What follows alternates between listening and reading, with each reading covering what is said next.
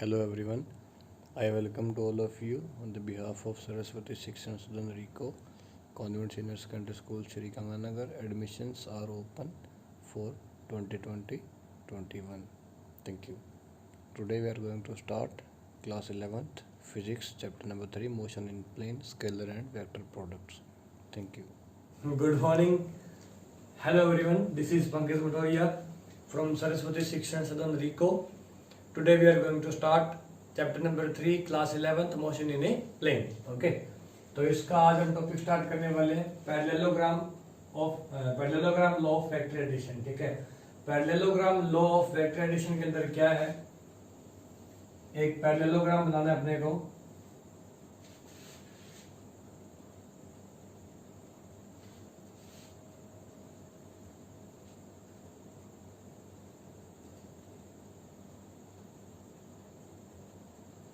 ठीक है. ये वेक्टर नंबर ए है, ये वेक्टर बी है. ओके. टॉपिक का नेम है parallelogram law of vector addition.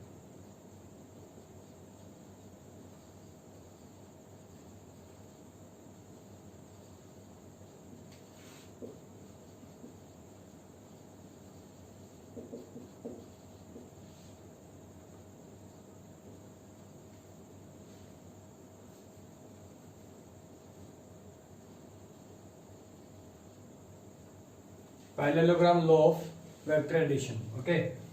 तो इनका जो रिजल्टेंट होगा वो, इसको मैंने बीच में एक डायगोनल की फॉर्म में ड्रॉ किया है.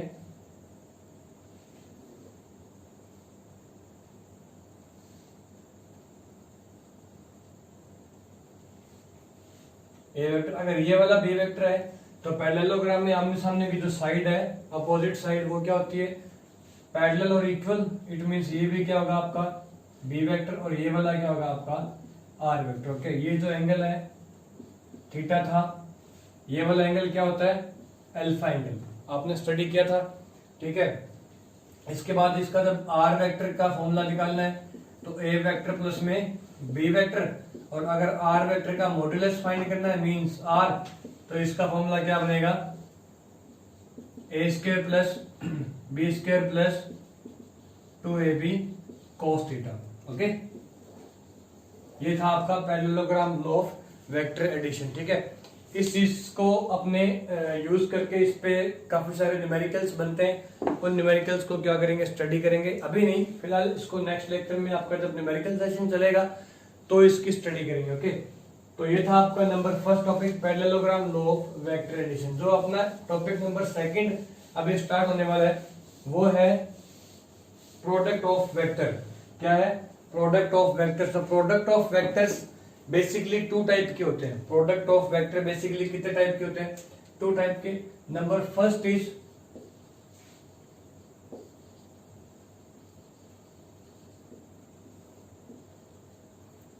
First is scalar product. Scalar product का मतलब है भाई दो वेक्टर का इस तरीके से प्रोडक्ट करें भाई जो आंसर मिलेगा वो एक स्केलर क्वांटिटी मिले. दो वेक्टर का इस तरीके से प्रोडक्ट करें भाई जो आंसर मिलेगा अपने को वो एक स्केलर क्वांटिटी मिलेगा. इट मींस वो कौन सा प्रोडक्ट हुआ, स्केलर प्रोडक्ट हुआ. स्केलर प्रोडक्ट का फॉर्मूला क्या होता है, दो वेक्टर अपने एज्यूम करते हैं. Number first is A vector and number second is B vector. Number first is A vector and number second is B vector. तो इन दोनों का स्केलर प्रोडक्ट करते हैं. इस स्केलर प्रोडक्ट का एक और नेम है जिसे बोलते हैं डॉट प्रोडक्ट. इसको इस डॉट से शो करते हैं तो इसे बोलते हैं डॉट प्रोडक्ट भी बोलते हैं इस प्रोडक्ट को. ठीक है. इसका फॉर्मूला क्या होता है, A vector dot B vector, दोनों का प्रोडक्ट कर दिया, डॉट लगा दिया बीच में. डॉट लगा दिया इट मींस कौन सा प्रोडक्ट बना बच्चे, वो स्केलर प्रोडक्ट बन गया. तो A vector dot B vector का फॉर्मूला आपको याद रखना है, A B cos theta. A vector dot B vector is equals to A B cos theta. देखिए ए पे वेक्टर नहीं है, स्केलर क्वांटिटी है. बी पे वेक्टर नहीं है, स्केलर क्वांटिटी है. कोस थीटा पे भी वेक्टर नहीं है. इट मींस ये भी कौन सी है, स्केलर क्वांटिटी. तो इट मींस दोनों वेक्टर्स का जो डॉट प्रोडक्ट किया तो हमें जो आंसर मिला वो कौन सा आंसर मिला, स्केलर प्रोडक्ट की फॉर्म में हमें आंसर मिला. ओके, तो स्केलर प्रोडक्ट की फॉर्म में जो आंसर मिला इसे बोलते हैं अपने scalar product of two vectors. Okay, हमें इस चीज को सोल्व कैसे करना है, इसको न्यूमेरिकल्स में यूज कैसे करना है। अब देखो फॉर एग्जांपल इसके अंदर केस, कई केस बनते हैं। For example case first, if theta equals to 0 degree. अब थीटा अगर 0 है तो कोस जब 0 में होता है तो अपना मैक्सिमम वैल्यू होता है दैट इज 1, और कोस की जब वैल्यू होती है 90, थीटा की वैल्यू 90 मतलब कोस 90 कितना होता है 0। ओके, तो इसमें आपको क्या करना है, जब थीटा की वैल्यू 0 है तो A vector dot B vector का फॉर्मूला क्या बनेगा आपके पास, ए बी कोस 0, और कोस 0 की वैल्यू क्या होती है मैक्सिमम, और कितनी मैक्सिमम होती है 1। तो A vector dot B vector is equals to formula क्या बना आपके पास, ए बी आपके पास क्या बन गया, फॉर्मूला बन गया। मतलब कुछ ना कुछ ए वेक्टर डॉट बी वेक्टर का आंसर आएगा जब थीटा की वैल्यू कितनी होगी, 0 डिग्री होगी। इसके अपोजिट केस में हम क्या करेंगे, इफ केस नंबर सेकंड, अभी कौन सा स्टार्ट कर रहे हैं अपने, case number second, if theta equals to 90 degree. आपको पता है 90 डिग्री कौन सा 90 आएगा, कोस 90 आएगा। तो कोस 90 की वैल्यू कितनी होती है, 0 होती है। ओके, तो यहां पे आपका फॉर्मूला क्या बनेगा, A vector dot B vector is equals to आपने क्या लिखा, ए बी कोस 90, और कोस 90 की वैल्यू कितनी हुई 0। तो A vector dot B vector की वैल्यू कितनी है 0। मतलब स्केलर प्रोडक्ट में अगर दो वेक्टर एक दूसरे के परपेंडिकुलर है और उन दोनों का स्केलर प्रोडक्ट करना है, इट मींस उनका आंसर कितना आने वाला है, 0 आने वाला है। तो अल्टीमेटली आपका स्केलर प्रोडक्ट यही था। इस स्केलर प्रोडक्ट को यूज करके हम आगे न्यूमेरिकल्स कैसे बनाते हैं, जैसे कि मैं आपको ग्राफिकली फॉर्म में इसको शो करता हूं। ठीक है, मैं आपको ग्राफिकली फॉर्म में इसको शो करता हूं। जैसे फॉर एग्जांपल ग्राफ क्या बनेगा इसका, इसको थोड़ा सही लिखते हैं अपने। ठीक है, उसके बाद अपने देखते हैं इसका ग्राफ क्या बनेगा। तो जब थीटा 90 डिग्री था तो A vector dot B vector का फॉर्मूला क्या था, ए बी कोस 90, कोस 90 की वैल्यू 0, तो A vector dot B vector का फॉर्मूला क्या बना था हमारे पास, ए बी नहीं बना था, इसकी वैल्यू कितनी आ गई थी हमारे पास 0, बिकॉज ऑफ कोस 90 कितना होता है,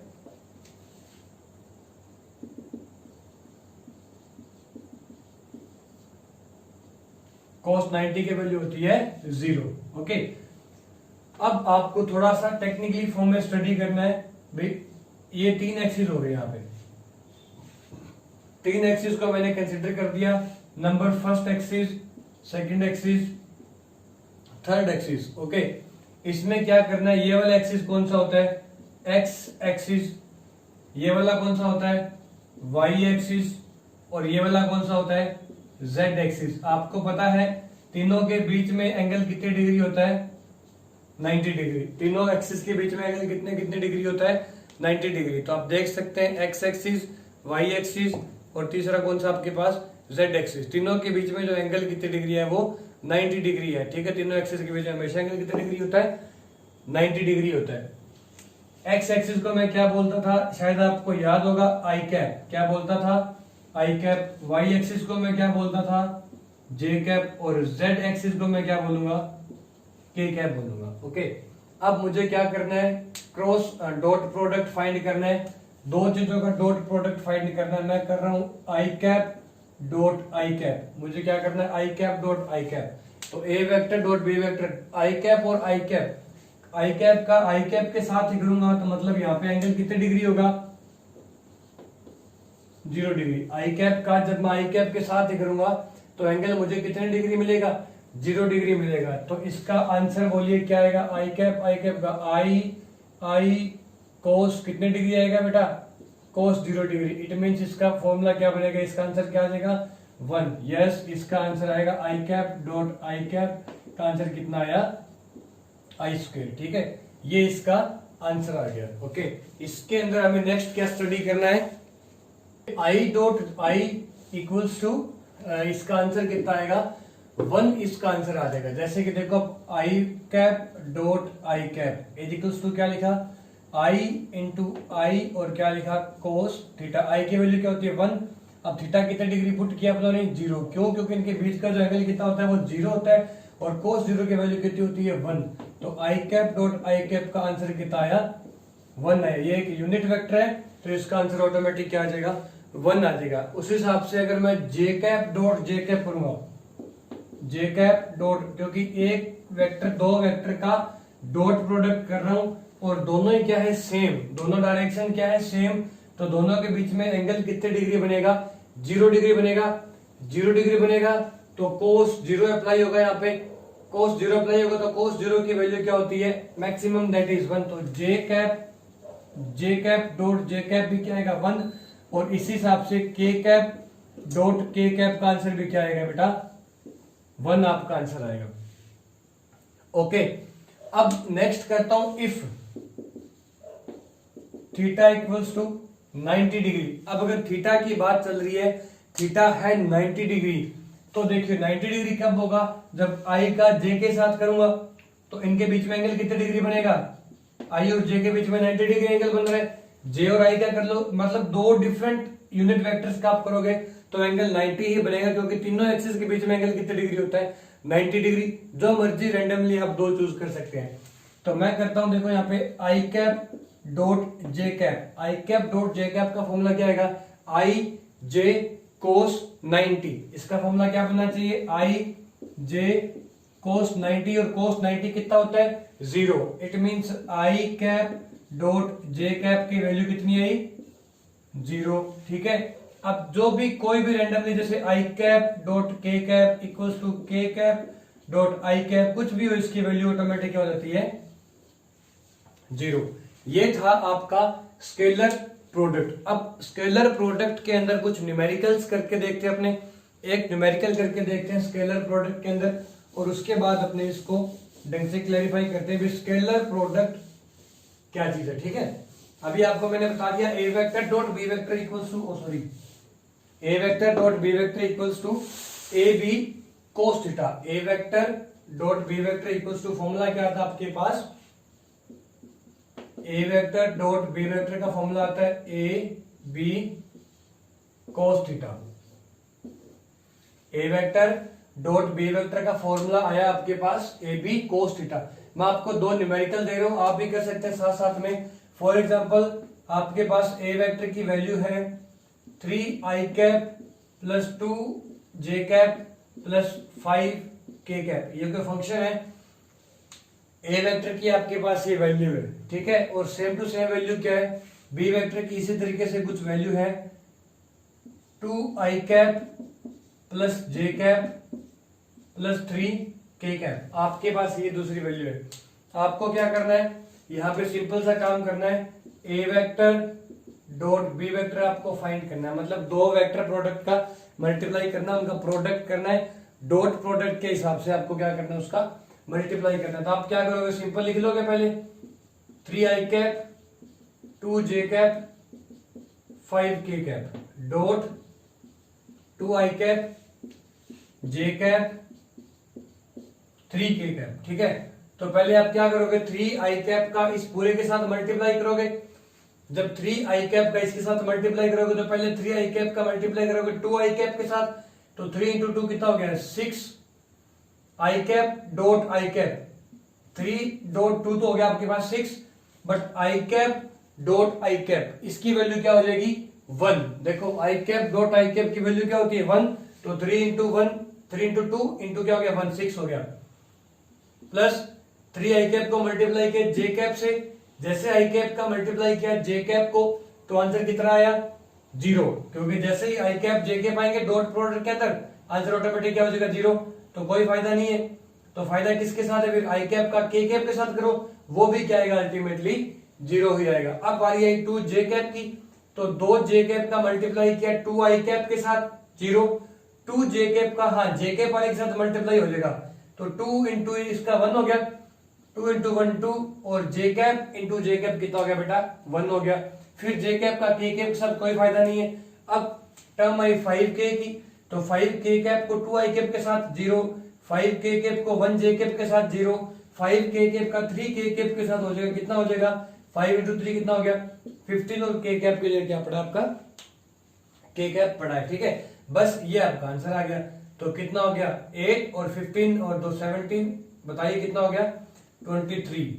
ओके, तो A vector dot B vector का जो आंसर मिला हमारे पास वो कितना मिला 23, हमें आंसर इसका सीधा मिल गया। अब इसको सिंपल तरीके से हम सॉल्व करेंगे। तो सिंपल तरीके से कैसे सॉल्व करेंगे, सिंपल तरीके से सॉल्व करने के लिए हम इसको क्या करेंगे, अब देखो जो नेक्स्ट आपको मैं बता रहा हूँ एक तरीका और बता रहा हूँ, ठीक है। ए वेक्टर, नेक्स्ट एक एग्जांपल अपने और करके देखते हैं, उसके बाद अपने इसको स्टडी करेंगे। देखो धीरे धीरे आपको ये समझ में आ जाएगा, ठीक है। इसका अभी अपने को शॉर्टकट फॉर्म ही करना है। ए वेक्टर मान लो 3 माइनस आई कैप प्लस में 2 के कैप, ठीक है। बी वेक्टर का आपके पास फॉर्मूला है 2 आई कैप प्लस 3 जे कैप, बस इतना ही है, ठीक है। तो आप क्या करो, इसको सोल्व करो। कैसे करोगे, आई कैप का आई कैप के साथ मल्टीप्लाई सीधा यहीं से ही कर दो। 3 इंटू 2 कितना हो गया, ए vector dot B vector, A vector dot B vector. 3 i cap का जब आप आई कैप के साथ मल्टीप्लाई करोगे, ठीक है, 3 आई कैप का 2 आई कैप के साथ मल्टीप्लाई करोगे तो आंसर कितना आएगा, आंसर कितना आएगा 3 आई कैप का जब 2 आई कैप के साथ मल्टीप्लाई करोगे, 3 आई कैप का 2 आई कैप के साथ मल्टीप्लाई करोगे, आई कैप इंटू आई कैप तो 1 हो गया, माइनस 3 इंटू 2 कितना हो गया, माइनस में 6 हो गया। फिर प्लस में 2 के कैप, यहाँ पे के कैप कोई नहीं है तो प्लस में कितना रहेगा 2 रहेगा। फिर ये 3 जे कैप प्लस में कितना हो गया 3, बस इसका आपको आंसर आ गया 4 और 3 कितना हो गया 7, माइनस 4 प्लस 3 कितना आंसर आ गया, आंसर आ गया। और इसको उस तरीके से सोल्व करना है, आप उस तरीके से भी सोल्व कर सकते हैं जैसे कि सिंपल मेथड था। सिंपल मेथड क्या था, A vector dot B vector, तो इसको मैंने सोल्व किया माइनस में 3 आई कैप 2 के cap dot 2 I cap 3 j cap. 3 i cap का पहले मल्टीप्लाई किया 2 आई कैप के साथ, माइनस 6 आई कैप और आई कैप 1, 3 आई कैप का 3 जे कैप के साथ मल्टीप्लाई किया 0, क्योंकि आई जे का 0 होता है। फिर चाहे 3 हो 3 कितना भी हो, चाहे 2 के कैप का 2 आई कैप के साथ 0, फिर 2 के कैप का 3 जे कैप के साथ 0, ठीक है। तो आंसर कितना है -6, सॉरी। तो मेन बेसिक तरीके से उसमें थोड़ी मिस्टेक होगी, ये वाला आंसर क्या अपना बिल्कुल सही आंसर है इसका, ठीक है। तो इसका आंसर कितना मिला हमारे पास -6 आंसर मिला। दूसरा एक न्यूमेरिकल आप और देखो, मान लो इसके अंदर ये जे कैप है प्लस 3 के कैप प्लस 9 के कैप, बस इसको सिंपल सोल्व कर लो सीधा। अगर सारी वैल्यू आपके पास गिवन है तो सीधा सोल्व हो सकता है। 3 इंटू 2 कितना हो गया -6, 2 इंटू 3 कितना हो गया 6, 27। ए वेक्टर डॉट बी वेक्टर आपके पास क्या आ जाएगा, आंसर आ जाएगा, ठीक है। कितना आंसर आ जाएगा आपके पास, 6 से 6 कैंसिल आउट हो गया, 27 आपके पास क्या आ गया, आंसर आ गया। ऐसे करते अपने ए वेक्टर डॉट बी वेक्टर का आंसर फाइंड कर सकते हैं। अब अपने क्या स्केलर प्रोडक्ट क्या था, A vector dot B vector A B cos theta. इसके अंदर बेसिक ये चीज आपको ध्यान रखनी है, I cap dot I cap की वैल्यू कितनी होती है 1, और आई कैप जैसे डिफरेंट हुआ इसकी वैल्यू क्या आएगी 0। ये 1 क्यों है, क्योंकि because of theta equals to 0 degree. ये 0 क्यों है, थीटा इक्वल्स टू 90 डिग्री। ये 90 पे 0 क्यों हुआ, क्योंकि cos 90 की वैल्यू क्या होती है बेटा 0। ये 0 पे 1 क्यों हुआ, क्योंकि cos 0 की वैल्यू होती है 1। अब करनी है अपने को characteristics of scalar product. Okay, characteristics of the scalar product क्या है, नंबर फर्स्ट जो कैरेक्टरिस्टिक्स है वो है कम्यूटेटिव, ठीक है। जो दो वेक्टर है उनका स्केलर, उनका क्रॉस डॉट प्रोडक्ट क्या है, कम्यूटेटिव नेचर में होता है। Number second distributive law of multiplication इस पे लगता है। Number third is the scalar product of two vectors में बी 0 और पॉजिटिव, 0 भी हो सकता है पॉजिटिव भी हो सकता है। देखो I cap dot J cap 0 हुआ था ना, I cap dot I cap positive हुआ था, और नेगेटिव भी हो सकता है, जैसे कि हमने -6 एक में आंसर निकाला था, है ना। तो क्या होगा, नेगेटिव भी हो सकता है। ये इनको जब आप सोल्व करके देखोगे, ए वेक्टर कोई भी आप ले लो, ठीक है, अज्यूम कर लो, बी वेक्टर को अज्यूम कर लो, दोनों को सोल्व करके देखो। ये एक मैथमेटिकल इनइक्वालिटी है, ठीक है, इनइक्वालिटी है, इसको आप प्रूव कर सकते हैं। और इस चीज को भी आप क्या कर सकते हैं, अपने खुद के एग्जांपल रख के क्या कर सकते हैं, प्रूव कर सकते हैं, ठीक है। तो इसको आपको प्रूफ करना और प्रूफ करके आप देख लो, बिल्कुल आंसर इसका क्या आएगा, सही आंसर आएगा। ओके, तो ये था आपका स्केलर प्रोडक्ट। जो अपना नेक्स्ट टॉपिक स्टार्ट हो रहा है वो टॉपिक अपने कौन सा स्टार्ट करने जा रहे हैं, vector product of two vectors. ठीक है, इसी वेक्टर प्रोडक्ट को बोलते हैं क्रॉस प्रोडक्ट। क्या बोलते हैं, क्रॉस प्रोडक्ट। तो नंबर सेकंड है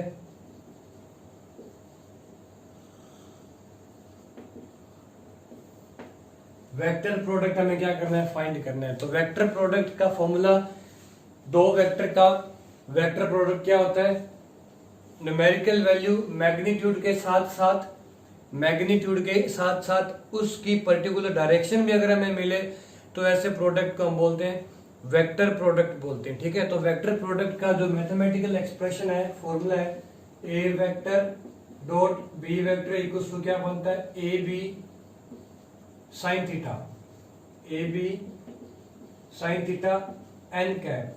ये बनता है आपका वेक्टर प्रोडक्ट का मैथमेटिकल एक्सप्रेशन। ठीक है, तो A vector cross B vector vector product बोलते हैं, या इसको बोलते हैं क्रॉस प्रोडक्ट। क्या बोलते हैं, क्रॉस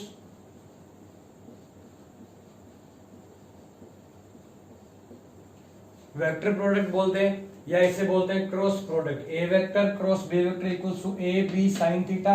यहां तक तो स्केलर था, बट एन कैप का मतलब क्या होता है, यूनिट वेक्टर। और यूनिट वेक्टर किसको शो करता है, मैंने आपको बताया था प्रीवियस लेक्चर में, यूनिट वेक्टर शो करता है बेटा डायरेक्शन को शो करता है। तो A vector A B sine theta N cap आ गया। ठीक है, तो N cap is a direction of this value. इस वैल्यू की क्या बनेगी, वो डायरेक्शन बनेगी। तो उसे बोल दिया अपनों ने, डायरेक्शन बोल दिया। बस अब इस चीज को सोल्व करना है। तो सोल्व कैसे करोगे, बड़ा सिंपल सा काम है। देखो वापस हम ग्राफिकली रिप्रेजेंटेशन करते हैं अपने, ये रहा,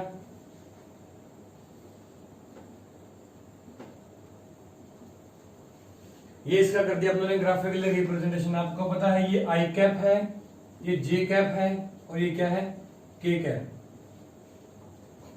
अगर मुझे क्या करना है, I cap cross J cap find करना है, मुझे क्या फाइंड करना है, I cap cross J cap find करना है। तो मुझे इसका आंसर, मेरे पास क्या आंसर आना चाहिए, इसका आंसर आना चाहिए, इसका आंसर क्या आना चाहिए, इसका आंसर मेरे पास आएगा के कैप। इसका आंसर क्या आएगा, हमेशा मेरे पास के कैप आंसर आएगा। क्यों, क्योंकि आई कैप और जे कैप के बीच में जो एंगल है वो कितने डिग्री है, 90 डिग्री। आई कैप और जे कैप के बीच में एंगल कितने डिग्री है, 90 डिग्री है।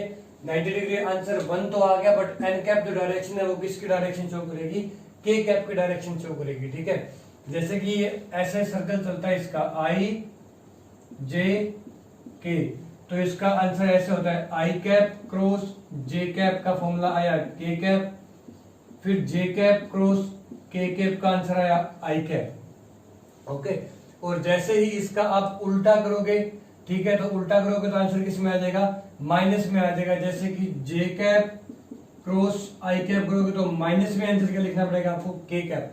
सर्कल आप उल्टा नहीं चला सकते, सर्कल ऐसे चलेगा, ऐसे इसका सर्कल चलेगा। आई कैप क्रॉस जे कैप आया, के कैप आ गया, जे कैप क्रॉस आई कैप आ गया आई कैप, फिर के कैप क्रॉस आई कैप आ गया जे कैप। अगर आप इसका उल्टा चलोगे सर्कल, जैसे कि जे कैप क्रॉस आई कैप करोगे तो माइनस के कैप आएगा। अगर के कैप क्रॉस जे कैप करोगे, इस डायरेक्शन में चलोगे तो माइनस में आई कैप आएगा। ठीक है, तो ये इसका सिंपल छोटा सा सर्कल था। ठीक है, अब जैसे कि जे कैप क्रॉस के कैप आ गया, और लास्ट में क्या लिखता हूं मैं, के कैप क्रॉस आई कैप, ये आ गया जे कैप आ गया। ये ऐसे इसका सर्कल काम करता है। ठीक है, अच्छा एक बात बताओ, इस चीज को देखिए आप, ये बताओ आई कैप क्रॉस आई कैप, इसका आंसर कितना होगा। सर ये तो बिल्कुल सामने दिख रहा है, इसका आंसर मुझे क्या लिखना चाहिए, 0 लिखना चाहिए। इसका आंसर मुझे 0 लिखना चाहिए। इसका आंसर मुझे 0 क्यों लिखना चाहिए, क्यों लिखना चाहिए, क्योंकि आई और आई के बीच में एंगल कितना बनता है, theta is equals to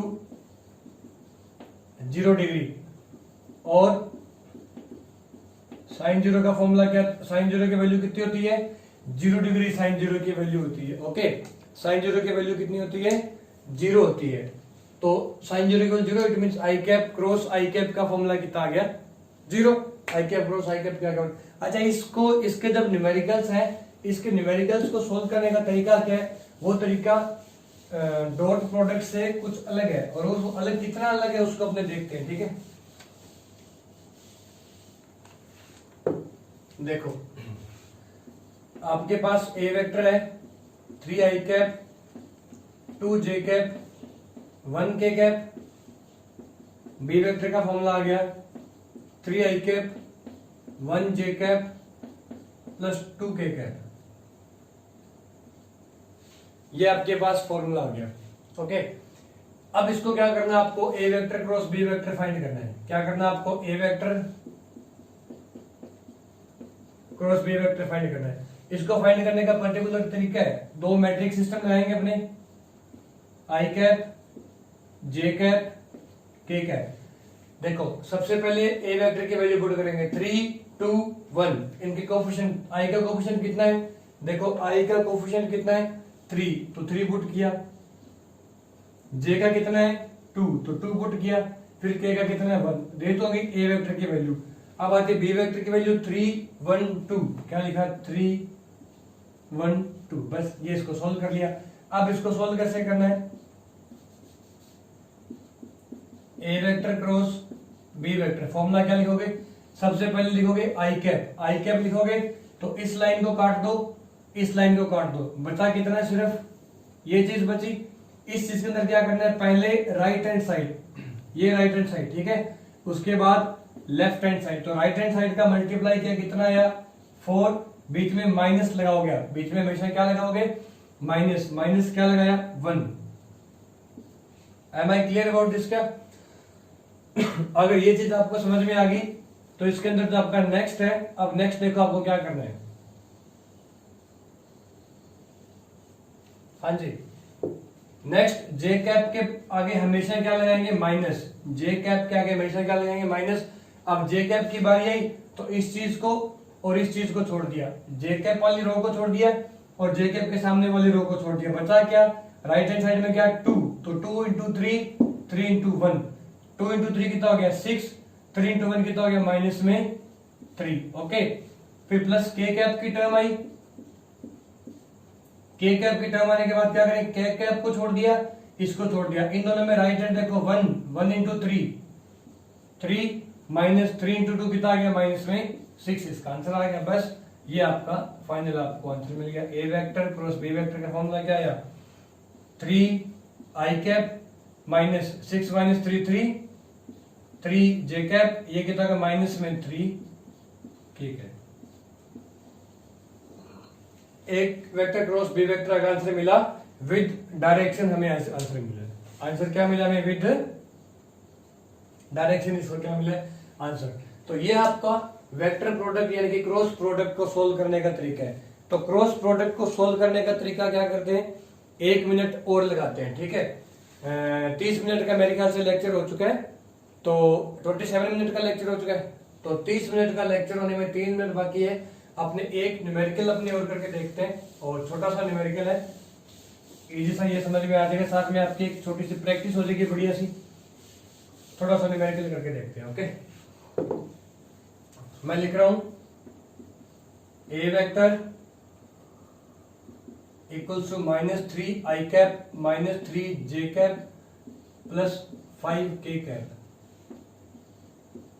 B vector को लिखा मैंने 5 i cap plus 10 j cap plus x k cap, ठीक है। ये मैंने इसकी वैल्यू पुट कर दी और कह दिया भाई दो वेक्टर अगर परपेंडिकुलर है तो x की वैल्यू फाइंड करो। अगर दोनों वेक्टर क्या है, परपेंडिकुलर है, परपेंडिकुलर अगर A vector cross B vector perpendicular, अच्छा दो वेक्टर अगर पैरेलल है, दोनों वेक्टर क्या आपस में पैरेलल है। पैरेलल होने का मतलब क्या है, ए वेक्टर और बी वेक्टर के दोनों आपस में, देखो ए वेक्टर और बी वेक्टर दोनों आपस में क्या बताया मैंने, पैरेलल बताए।